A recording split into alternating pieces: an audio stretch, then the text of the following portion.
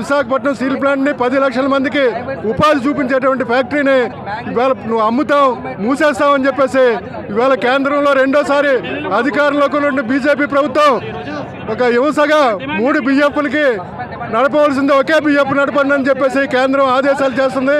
ఇవాళ కేంద్రం రాష్ట్ర ప్రభుత్వానికి తెలియజేస్తున్నాం, చంద్రబాబు నాయుడు గారు మీరు పోరాడతారా తెలుగు ప్రజల తరపున, లేదా ఆంధ్రులందరం కూడా మేము పోరాడాలా? ఇవాళ జరుగుతున్నటువంటి అన్యాయం ఒక్క ఆంధ్రులకైనా, దేశంలో అనేక పబ్లిక్ సెక్టార్కి, ప్రైవేట్ సెక్టార్కి రాయితీలు ఇచ్చావు, ఇవాళ అనేక మంది రైట్ ఆఫ్లు చేసావు.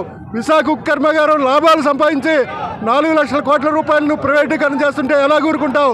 కేంద్రంతో నువ్వు పోరాడాలి, లేదా మొత్తం 14 రాష్ట్రాల్లో ఉన్నటువంటి అన్ని కేంద్రాల్లో కూడా పెద్ద ఎత్తున మేము పోరాటం చేస్తాం, అవసరమైతే ప్రాణాలైనా త్యాగం చేస్తాం. 10 లక్షల మంది కడుపు కొట్టకండి బీజేపీ ప్రభుత్వానికి.